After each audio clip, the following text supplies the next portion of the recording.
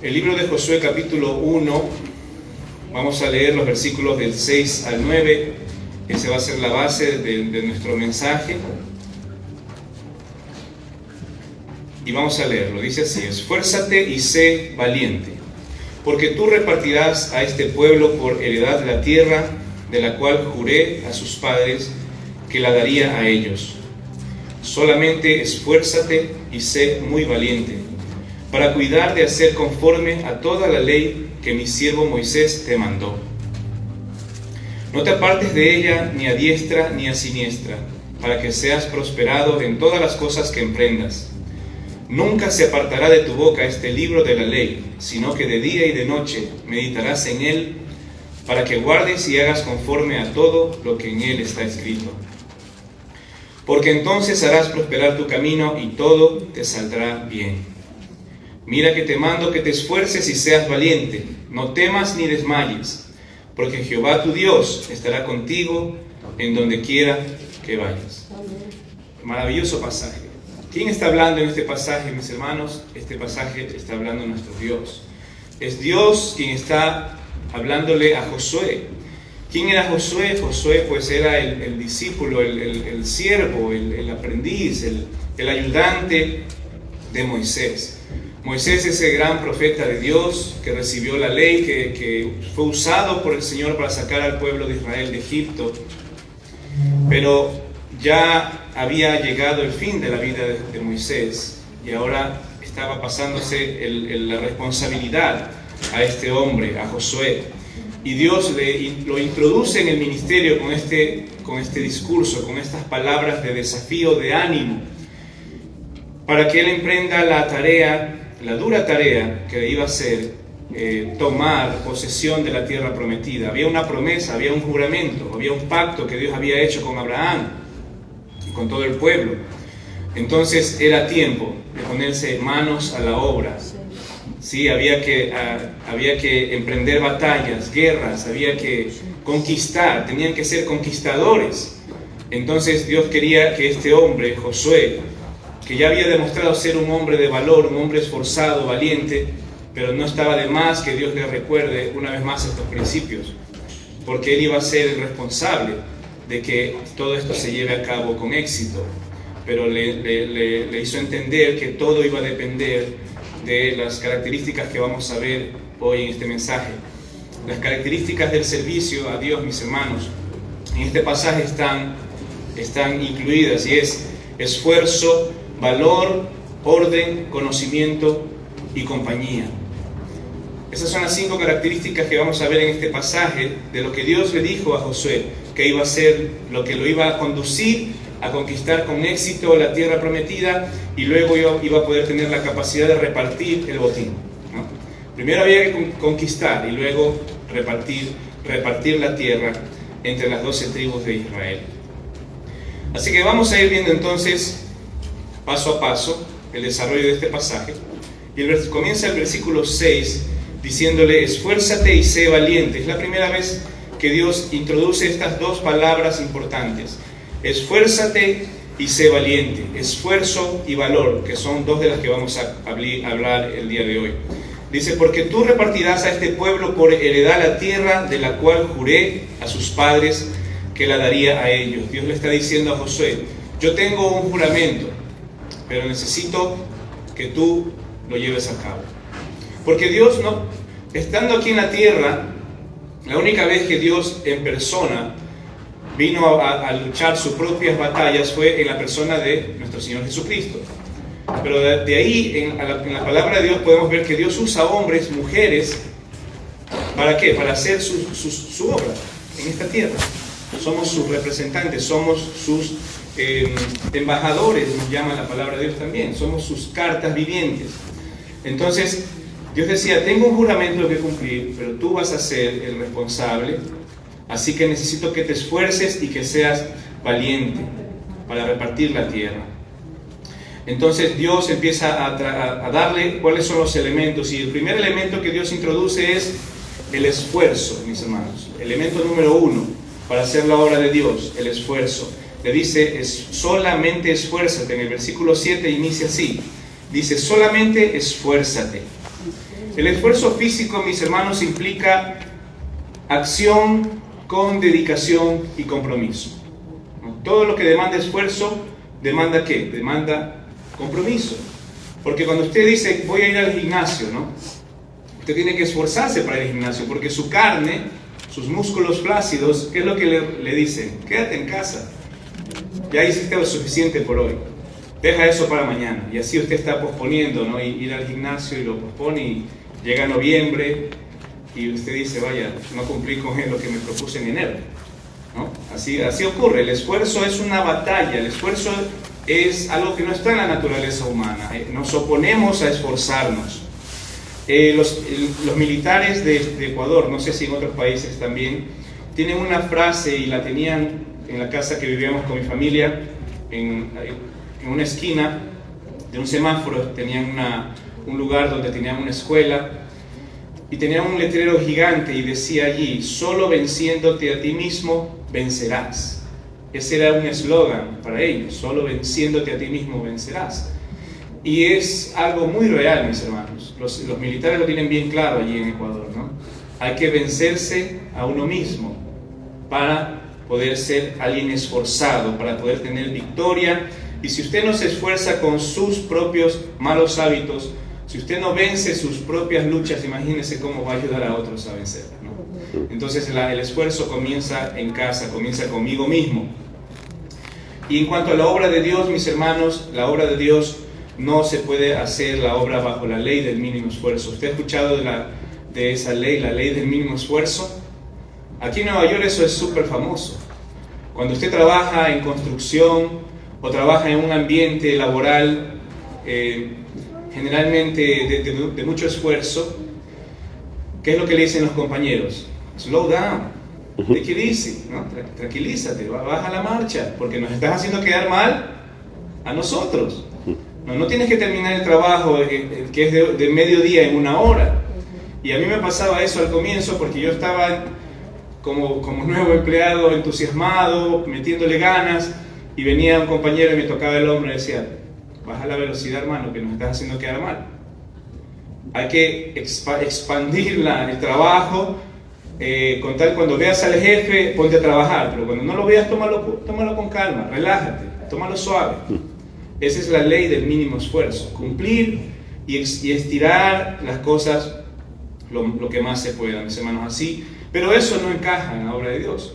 Eso no es parte de la filosofía para servir al Señor, mis hermanos.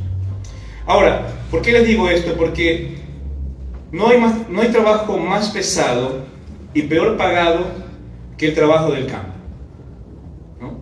¿Cuántos de ustedes tienen aquí familiares que han trabajado en el campo, o incluso ustedes trabajaron en el campo? Ustedes saben a lo que me refiero. El trabajo del campo es de lo más sacrificado y lo peor pagado.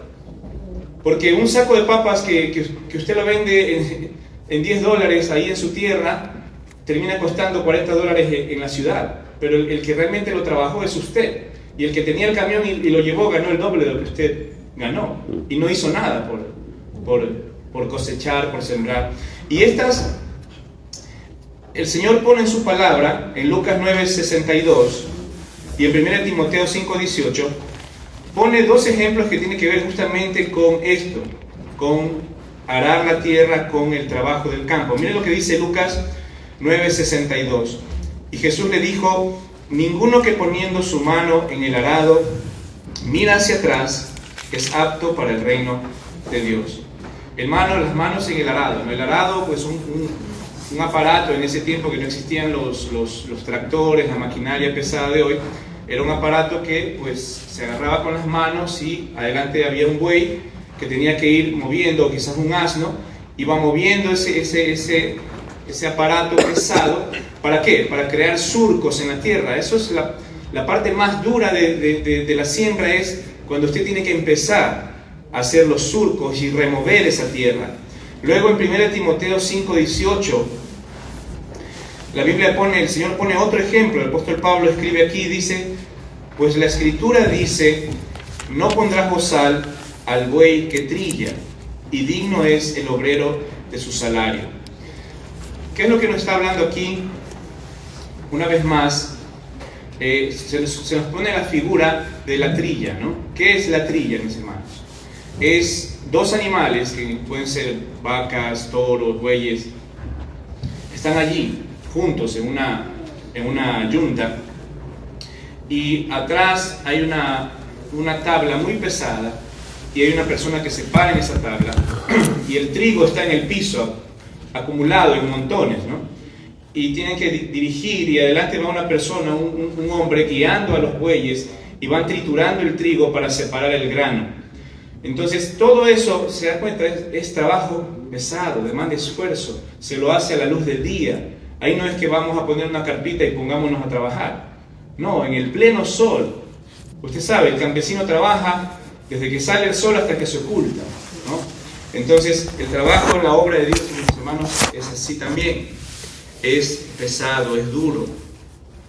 Ahora, la pereza, mis hermanos, en este caso es lo opuesto, ¿no? Es la enemiga muchas veces de este esfuerzo. Por eso la Biblia incluso nos manda a no ser perezosos, porque sabe que nuestra tendencia es muchas veces esquivar las responsabilidades que demandan esfuerzo. Ahora, cuando uno está en este proceso de servir al Señor, hermanos, y cuando hablo de servir al Señor, no solamente estoy hablando de pastores, de diáconos, de hermanos de escuela dominical. Servir al Señor, se sirve al Señor en todo, ¿no? Usted sirve al Señor en su casa, usted sirve al Señor en su trabajo, porque tenemos el principio bíblico que dice que todo lo que hagamos, lo hagamos como para el Señor. Entonces, si usted comparte un vaso de agua, pues en el nombre del Señor, como que fuera para el Señor y no para los hombres, usted está sirviendo al Señor.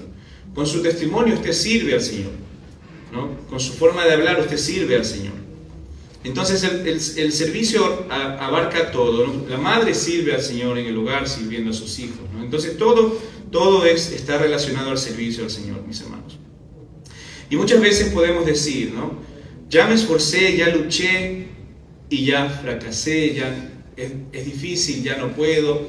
Pero, mis hermanos, no debemos tener miedo al fracaso. Cuando servimos al Señor, no debemos tener miedo al fracaso, porque estamos en esa constante tarea de prueba y error, ¿no? Estamos siempre tratando de esforzarnos y mejorar nuestros procedimientos, las cosas que hacemos.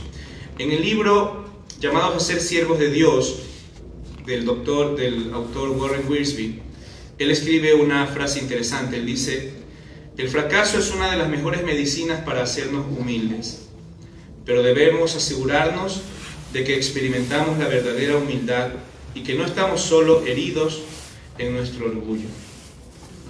El fracaso es una medicina para nuestro corazón orgulloso, mis hermanos, porque ahí es cuando decimos: vaya, no soy tan bueno como pensaba en lo que estoy haciendo, ¿no? Entonces necesitamos a veces eso para bajarnos esos aires, ¿no? Aires de grandeza. Y el Señor nos anima con respecto a este sentir de seguir adelante, de seguir en la lucha. Él dice en Isaías 43, 18 y 19, dice: no os acordéis de las cosas pasadas, ni traigáis a memoria las cosas antiguas. He aquí yo hago cosa nueva, pronto saldrá a la luz. ¿No la conoceréis? Otra vez abriré camino en el desierto y ríos en la soledad. Eso es las promesas, ¿no? La forma en que Dios nos ayuda a entender que siempre podemos volver a empezar, siempre podemos tomar un respiro, y quizás tuvimos que dar 2 pasos para atrás, pero solamente para tomar impulso, ¿entienden? Solamente para volver a esforzarnos, mis hermanos, porque la vida del creyente no es para rendirse, mis hermanos. No estamos aquí llamados a rendirse. En ninguna parte de la palabra del Señor usted va a encontrar permiso para rendirse, ¿no? Hay que esforzarse. El segundo elemento del que estábamos hablando ahora es el valor, porque le dice: y sé muy valiente. Y le agrega el Señor: muy valiente. Porque, mis hermanos, el valor se necesita para vivir esta vida, se necesita para servir al Señor. Hay que ser valiente. Y valiente no significa no tener miedo, sino controlar sus miedos. Confiar en que el Señor es más fuerte, ¿no? Como dice su palabra, es mayor el que está con nosotros, ¿no? En nosotros, que el que está en el mundo.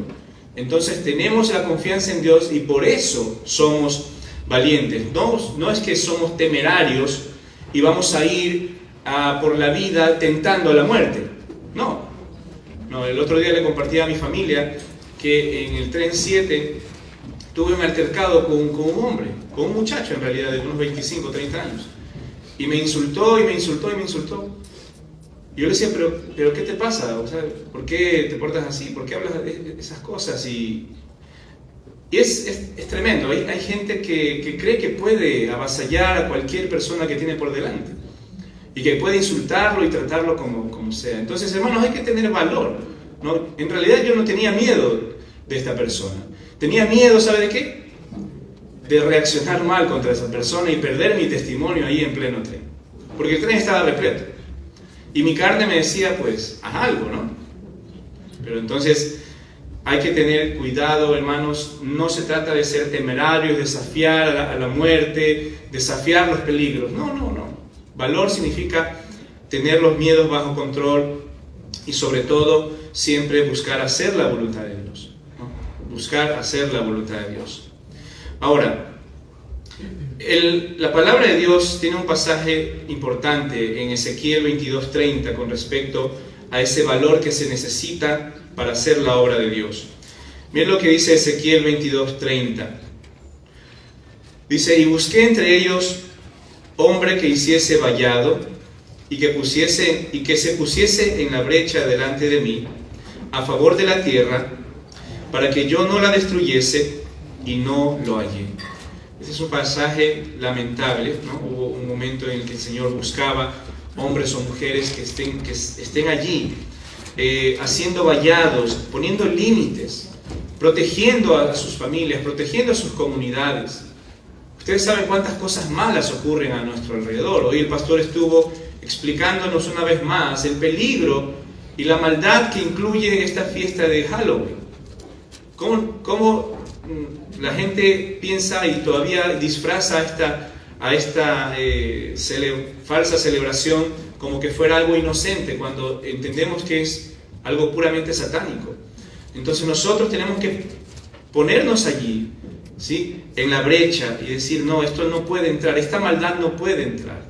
Yo estoy trabajando ahora en el aeropuerto, en JF Kennedy, y una de las reglas del aeropuerto es que si usted ve una brecha en la malla del aeropuerto, hay una malla, ¿no?, que está alrededor de todo el aeropuerto. Si usted ve esa brecha y usted se va de allí sin notificar a las autoridades, usted es despedido. Si usted ve una brecha, su responsabilidad es pararse allí, llamar a la policía y decir, hay una brecha, hay un peligro, vengan a corregirlo inmediatamente. Y usted tiene que quedarse allí hasta que llegue la policía y corrijan ese problema, y entonces usted se puede ir a hacer sus otras tareas. Entonces, mis hermanos, de eso se trata. Pararse en la brecha, ver dónde están los peligros y tener el valor de enfrentar los peligros. Y decir, aquí no va a entrar nada. Hay un problema, se filtró algo, pero yo estoy aquí y no va a entrar nada más hasta que corrijamos este problema. El valor, mis hermanos, el compromiso de pararnos allí. Y luego dice el Señor también, dice, busqué entre ellos hombre que hiciese vallado y se pusiese en la brecha delante de mí a favor de la tierra. La intercesión, mis hermanos, estar siempre intercediendo, orando, para que el Señor tenga misericordia de esta humanidad. Que el Señor nos use para poder aplacar su ira, porque Él también está enojado, así como nosotros, en contra del pecado, mis hermanos. Sabemos que nuestro Dios es amor, pero también es fuego consumidor con respecto al pecado. Entonces podemos orar y clamar a favor de nuestras familias, de nuestro país, de nuestro mundo, mis hermanos. Entonces hay que tener valor. La Biblia nos habla de estas dos características, esfuerzo y valor. Esfuerzo y valor. Mire lo que dice 2 de Crónicas 26:12. Dice, todo el número de los jefes de familias, valientes y esforzados, eran 2.600. Aquí estaban tomando cuenta de los hijos de Dios, del pueblo de Dios. Y dice que los jefes de familia, y le pone la característica, valientes y esforzados, eran 2.600. Imagínense, ¿no? que se pueda decir en la palabra de Dios que había padres de familia valientes y esforzados en tremenda cantidad. Qué gran ejemplo, qué gran legado seguramente dejaron para el pueblo de Dios en su tiempo, ¿no? Y en el Nuevo Testamento también el apóstol Pablo nos da ese consejo en 1 Corintios 16:13. Él dice: velad, estad firmes en la fe, portaos varonilmente y esforzaos. Portaos varonilmente y esforzaos. Ahora, las damas de pronto dicen: no, entonces el consejo no es para mí.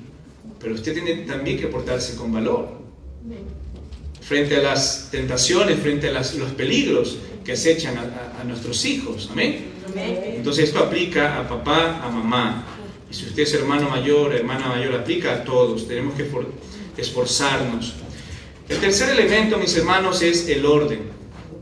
El tercer elemento con el que se hace la obra de Dios es el orden, porque si seguimos el hilo del versículo, ¿no? Estamos donde dice: para cuidar de hacer conforme. Estamos en el versículo 7. Dice solamente, en Josué capítulo 1, versículo 7, solamente esfuérzate y sé muy valiente. Y miren lo que dice: para cuidar de hacer conforme a toda la ley.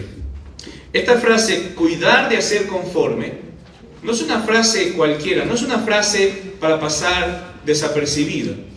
Es una frase que indica la forma, que indica la vía, que indica el proceso, como se hacen las cosas de Dios. Dice cuidar, es decir, estar atento a lo que vamos a hacer, y dice de hacer conforme, o sea, hay una forma para hacerlo. ¿Se da cuenta? Entonces, ¿y cuál era la norma? Conforme a toda la ley. Entonces entendemos que esto nos habla del orden. Dios estableció su palabra, pero tenemos que nosotros cuidar de tener el orden de cumplirla, ¿no? Cumplirla con orden, porque Dios es un Dios de orden.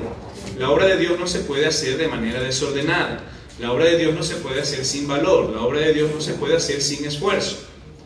Ahora, ¿por qué decimos que Dios es un Dios de orden? En Génesis 1:12 dice que la tierra estaba desordenada y vacía. ¿Y qué hizo Dios con eso? Empezó a poner en orden, ¿no? Dios no puede ver cosas desordenadas, ¿no? Entonces es importante también en 1 Corintios 11:40, la Biblia nos dice: pero hágase todo decentemente y con orden.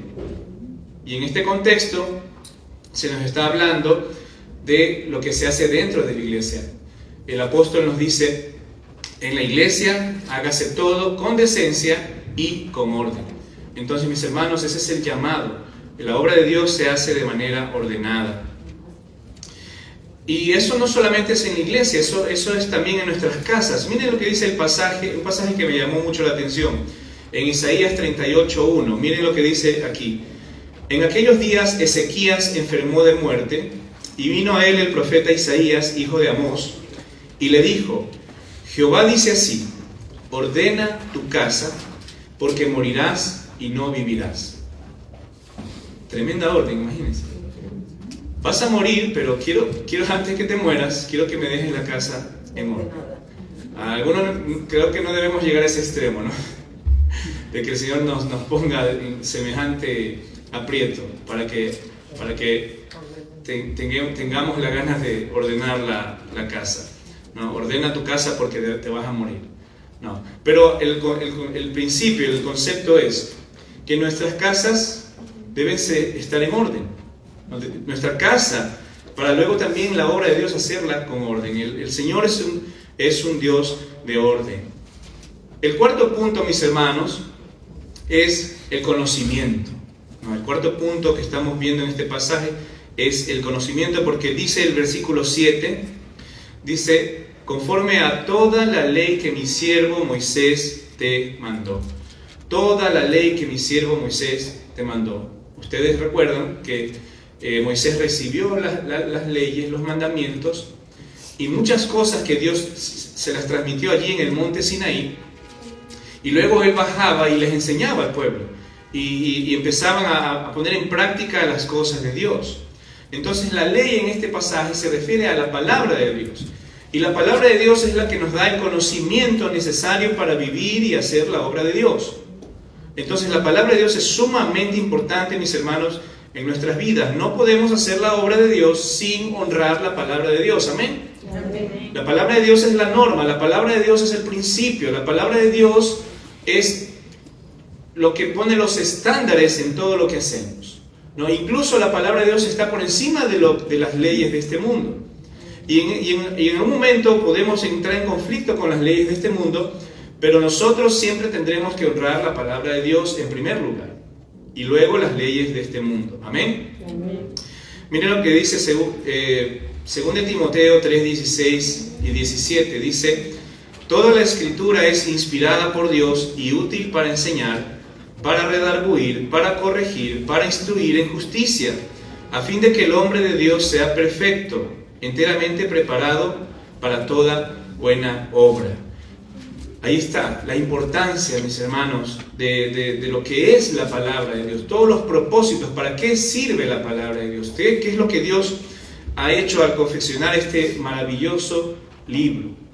No menoscabemos el poder, la autoridad y todo lo que tiene este maravilloso libro. Luego dice el versículo, dice: a toda la ley que mi siervo Moisés te mandó, ¿no? Dice: mi siervo Moisés te mandó. Y está hablando de la sucesión, mis hermanos. Mis hermanos, nosotros como creyentes siempre tenemos que estar apuntando a la siguiente generación de creyentes. Usted, si es padre y si usted es madre, usted tiene que estar viendo a esos niños, a esos muchachos, como los próximos cristianos. Dice: Moisés te mandó. Moisés hizo un excelente trabajo con Josué. Moisés hizo un tremendo trabajo con Josué. No estoy seguro si Josué hizo un buen trabajo después, porque ahí empieza la caída de Israel, ¿no? Pero eso es lo importante, mis hermanos, de que nosotros entendamos que el Evangelio tiene que seguir siendo transmitido y las funciones heredadas, porque usted y yo no estaremos aquí para siempre. Los años pasan rápido y tenemos que estar siempre levantando a esta nueva generación de cristianos que van a tomar la batuta para seguir llevando el Evangelio a la próxima generación hasta que el Señor venga. Entonces, mis hermanos, es importante esto. Dice: mi siervo Moisés te mandó. Es decir, le había pasado la posta de la palabra de Dios y del ministerio a su siervo Josué. Ahora, luego dice el versículo: no te apartes de ella ni a diestra ni a siniestra, ¿no? Una vez más habla del orden, de que hay un camino, de que hay una senda que recorrer y que no tiene atajos, mis hermanos. La obra de Dios no tiene atajos, la obra de Dios no tiene, o el servicio a Dios no tiene maneras fáciles de hacerlo, ¿sí? El ser humano es experto en buscar cómo facilitar las cosas, ¿sí? Pero en el servicio a Dios eso no existe, eso no es parte de la obra de Dios. No buscamos las maneras fáciles del mínimo esfuerzo para hacer la obra de Dios. Por eso dice: no te apartes de ella ni a diestra ni a siniestra. Por eso es que muchas iglesias caen en los problemas en los que están, ¿no? Por ejemplo, dicen: ¿cómo ganamos a más almas para Cristo? Ya estamos aburridos de evangelizar. Mejor pongamos una batería, guitarras eléctricas, bajo, y van a ver que las personas vienen solitas. Y sí, les da resultado, pero pervirtiendo el principio de una adoración santa a Dios. Una adoración, están elevando ofrendas carnales, ¿no? Ofrendas que Dios no está interesado en recibir. Cuando se hace este tipo de música contemporánea usando rock, reggaetón y cosas así, eso es una blasfemia en realidad, mis hermanos. No se puede adorar a Dios con esos ritmos diabólicos, porque la música es un lenguaje. Usted le está agregando letra a un mensaje que ya está siendo comunicado. Si usted está tocando rock, el rock ya transmite un mensaje por sí mismo. Aunque usted le ponga letra cristiana, seguirá siendo rock. Entonces no mezclemos las cosas de Dios con las cosas del mundo. Por eso no hay atajos. No se trata de hacer que la iglesia sea más atractiva para que las personas vengan. Yo no tengo que convencer a la gente. El que convence es el Espíritu Santo. Así que, mis hermanos, ese es el principio, no es el orden. Y luego agrega aquí la palabra, dice, para que seas prosperado en todas las cosas que emprendas. Aquí se agrega algo interesante, se agrega el elemento de la bendición, ¿no? Dios viene hablando del orden, del valor, del esfuerzo, pero agrega algo tremendo, ¿no? La bendición, la prosperidad. Entonces, eso es maravilloso, mis hermanos, porque quiere decir que cuando empezamos a hacer las cosas en la norma de Dios, en la forma de Dios, en el tiempo de Dios, ¿qué es lo que vendrá luego? Prosperidad, bendición.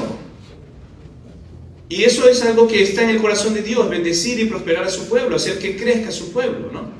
Entonces, qué maravilloso es que el Señor pueda introducir en esto, en este llamado, el elemento de que también habrá recompensa, ¿no? Aunque no lo merecemos, el Señor igual nos va a recompensar. Y dice, en todas las cosas que emprendas. Esta palabra es importante, ¿no? El emprendimiento. ¿Cuánto se usa hoy en día esa palabra, ¿no? Soy emprendedor, vamos, esos emprendedores, hay que emprender. Bueno, sí. ¿Qué significa esto de emprender? Significa que usted no es de aquellas personas que hay que estarlas empujando. El emprendedor es el que abre camino, ¿no? Es el pionero, es el que abre camino donde no hay. Y eso es lo que Dios quiere que usted y yo seamos, emprendedores. No esperemos que siempre alguien haga algo por nosotros. Si usted ve una necesidad, propóngase para resolver esa necesidad. Amén. Si usted ve algún problema en su casa que nadie lo está atendiendo, hágalo usted, propóngase usted, sea emprendedor en el hogar, sea emprendedor en la iglesia, sea emprendedor incluso en su trabajo, haciéndolo como para el Señor. Y luego el versículo 8 dice, nunca se apartará de tu boca este libro de la ley, sino que de día y de noche meditarás en él.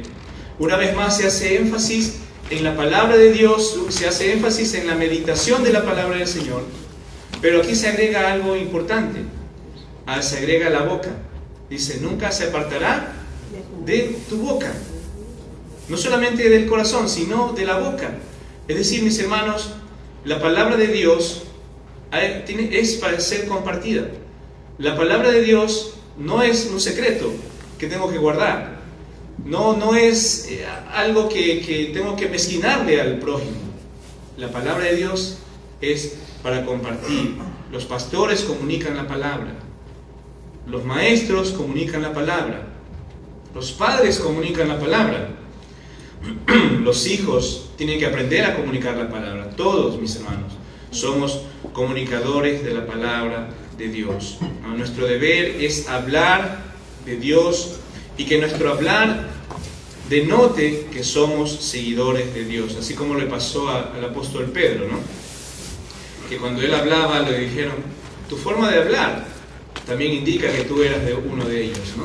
Bueno, en el caso de Pedro, él no quería que se enteren que era seguidor de Cristo, pero en nuestro caso ese sí debería ser nuestro propósito, de que nuestro hablar nos identifique con Cristo. Amén. Y luego dice, para que guardes y hagas conforme a todo lo que en él está escrito. Una vez más se hace énfasis, ¿no? En la forma, una vez más se hace énfasis. Y otra vez dice, porque entonces harás prosperar tu camino y todo te saldrá bien. Una vez más se agrega, mis hermanos, allí el tema del éxito, ¿no? de prosperar en lo que estamos haciendo. Y usted se puede dar cuenta cómo hay una secuencia, ¿no? De que el conocimiento nos lleva a la obediencia y la obediencia a la bendición, ¿no? El conocimiento nos guía al cumplimiento, el cumplimiento nos lleva a cosechar las bendiciones de Dios, mis hermanos. Por eso es de suma importancia. Y luego por tercera vez en el versículo 9, miren lo que dice el Señor allí en Josué capítulo 1. Dice, por tercera vez le insiste, mira que te mando que te esfuerces y seas valiente, ¿no? 3 veces le repite el Señor a Josué. Pero luego agrega, le dice, no temas ni desmayes. Y aquí se introduce el quinto elemento y último elemento que vamos a ver.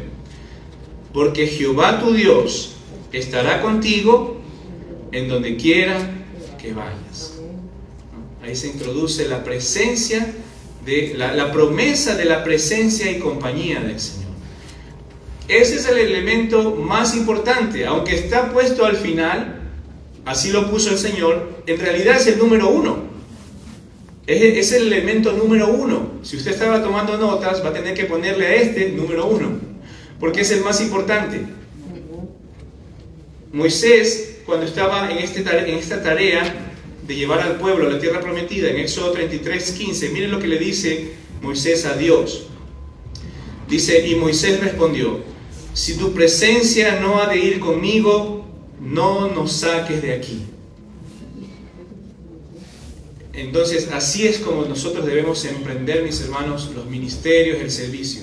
Señor, si tú no estás en esto, no nos saques de aquí. A veces emprendemos, armamos todo un ministerio, toda una situación, y ahora sí, sentémonos a orar. Vamos a orar para que el Señor bendiga el plan que yo ya hice. No. Estamos al revés. Primero, clame por la presencia del Señor, por la compañía del Señor, por la aprobación del Señor, por la voluntad del Señor. Y cuando el Señor confirme en su corazón, así como Moisés le dijo, si tu presencia no va conmigo, que esto no salga adelante. O sea, yo quiero hacer, Señor, lo que es tu voluntad, mis hermanos. Mis hermanos, esos son los 5 elementos, y el servicio a Dios, mis hermanos, es un llamado para todo creyente. No se trata de que solo para los líderes. Miren lo que dice, hay una ilustración importante que vi en internet. Dice, en el patio de una pintoresca y pequeña iglesia en un pueblo de Francia, había levantada una bella estatua de Jesús con sus manos extendidas. Pero un día, durante la Segunda Guerra Mundial, una bomba cayó demasiado cerca de la estatua, haciéndola pedazos. Al final de aquella batalla, los ciudadanos del pueblo decidieron buscar todas las piezas de su amada imagen y reconstruirla. Pacientemente reunieron las piezas rotas y la armaron. Las marcas de la unión de las piezas en el cuerpo añadieron un toque especial a la obra, pero encontraron un problema: no pudieron encontrar las manos de la estatua. Un Cristo sin manos no es de ninguna manera un Cristo, se lamentaba alguien. Manos con marcas sí, pero ¿cómo puede haber una estatua del Señor sin manos? Necesitamos una estatua nueva, dijo otro individuo. Pero alguien tuvo otra idea que prevaleció. Colocaron una placa dorada en la base de la estatua que decía, no tengo otras manos que las tuyas. Tremendo, ¿no? Aunque no estamos apoyando la idolatría, ¿no? Porque la Biblia nos manda claramente a no ser imágenes ni ninguna semejanza de nuestro Dios o de su Hijo Jesucristo, pero este razonamiento es bastante bueno. Esa estatua de Jesús sin manos decía, no tengo otras manos que las tuyas. Mis hermanos, somos las manos de Dios en la tierra, somos los pies. Nuestras bocas proclaman su palabra, su evangelio. Y el Señor quiere usarlo a usted con todo lo que usted es y con todo lo que usted tiene. Él quiere darle un espacio en su servicio, en la obra. Y que usted pueda sentir ese compromiso, ese deseo de que la obra de Dios se siga haciendo aquí en la tierra. Amén. Es importante, mis hermanos. Sea cual sea, para concluir, mis queridos hermanos, sea cual sea la obra o el servicio que el Señor nos ha encomendado, que nuestro anhelo sea llegar delante del Señor y poder decir, como dijo el Señor Jesucristo en Juan 17:4, yo te he glorificado en la tierra, he acabado la obra que me diste que hiciese. Qué maravilloso sería llegar a la presencia del Señor y poder rendir cuentas al Padre y decirle, he acabado la obra que me diste que hiciese. Mis hermanos, hagamos la obra de Dios con los 5 elementos que hemos visto hoy. Con esfuerzo, con valor, con orden, con conocimiento, pero sobre todo con la compañía y la presencia de nuestro Dios en nuestros corazones. Amén. Vamos a orar.